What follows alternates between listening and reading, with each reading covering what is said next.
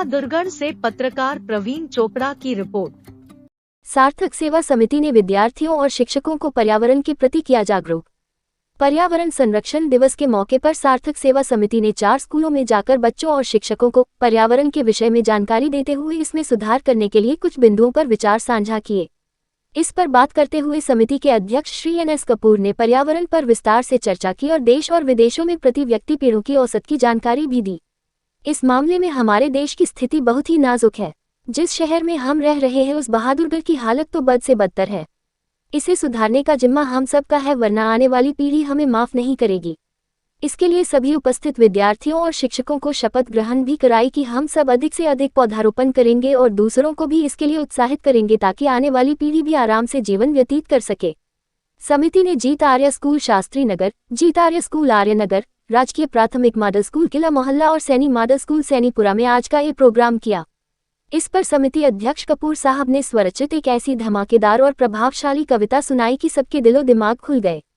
आर्यनगर स्थित जीत आर्य public school के संस्थापक श्री विजेंद्र कुमार दलाल ने तो उसी समय सार्थक सेवा समिति की आजीवन सदस्यता ग्रहण कर ली और पूरे सार्थक परिवार ने दिल से उन्हें हार्दिक बधाई दी और स्वागत किया।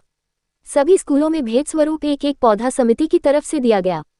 इस मौके पर समिति की ओर से श्री शिवमंगल पाल, श्री ज्ञान सिंह सैनी, श्री हरिचंद्र ओझा, श्री राम कुमार टहलान, श्री वीरेंद्र रोहिल्ला, श्री RK सुनामी, श्री RK वशिष्ठ, श्रीमती सुदेश संडोजा एवं श्रीमती अंजू गुप्ता जी उपस्थित रही। समिति के अध्यक्ष श्री NS कपूर साहब हैं। इनसे सार्थक सेवा समिति के बारे में कुछ जानेंगे। हाँ कपूर साहब, ये सार्थक सेवा समिति का गठन कब हुआ था, कैसे हुआ था और क्या क्या उद्देश्य लेके चले थे और उनमें कितने कामयाब हुए हैं, प्लीज़ बताएं। सबको नमस्कार।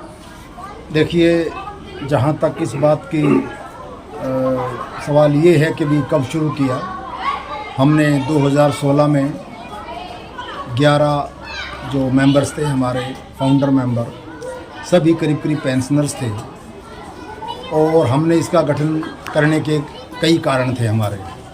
सबसे पहला कारण तो हमारी चाहे उसमें खुदगर्जी का हो, स्वार्थ का हो, ये कि हम खाली नहीं बैठना चाहते, हम कुछ ना कुछ करेंगे, हमारा शरीर चलता रहेगा, एक्टिविटी होती रहेगी तो कम से कम हमारा स्वास्थ्य ठीक रहेगा, चाहे इसे हमारा स्वार्थ समझें चाहे कुछ और समझें। नंबर 2 ये कि जिस वक़्त हम घूमेंगे फिरेंगे, कुछ करेंगे, ज़रूरतमंदों के लिए कुछ करेंगे तो हर हालत में हमारे को खुशी होगी कि हम अपने थोड़ी सी प्रयासों से किसी भी ज़रूरतमंद की जो मदद कर रहे हैं और वो कहीं ना कहीं उस मदद का फ़ायदा उठा रहा है तो हमें खुशी होगी।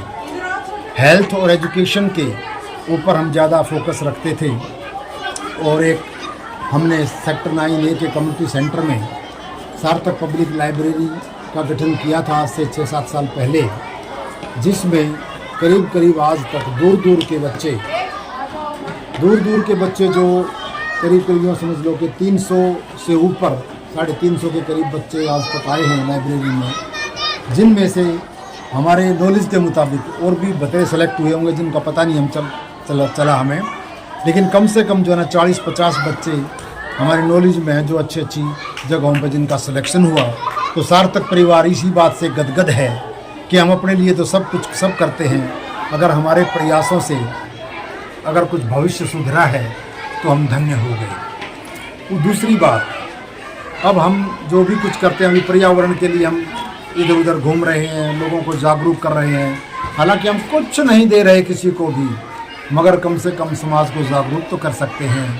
और हम तो ये सोचते हैं कि रिटायरमेंट के बाद हमारा अपना जीवन अभी शुरू हुआ है और उस जीवन का, क्योंकि सब अपने लिए तो करते ही करते हैं, अपने साथ साथ अगर दूसरों को, ज़रूरतमंदों को हम कुछ भी मदद कर सकें और समाज में एक वो जागरूकता फैला सकें जिससे पूरे हमारे समाज का दूर दूर तक जो है ना भाई अपना स्टेट में, देश में, मोहल्ले में, आसपास सारे के जो है ना अगर अच्छाइयाँ फैल जाएं तो समाज का भला होगा और हमारा यही मकसद है।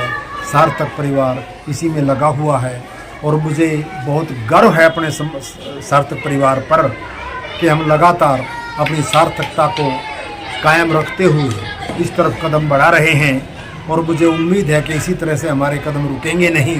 जब तक सांस में सांस है हम अपनी सार्थकता को आगे बढ़ाते हुए इसी तरह से आगे बढ़ते रहेंगे और निःशुल्क समाज सेवा करते रहेंगे।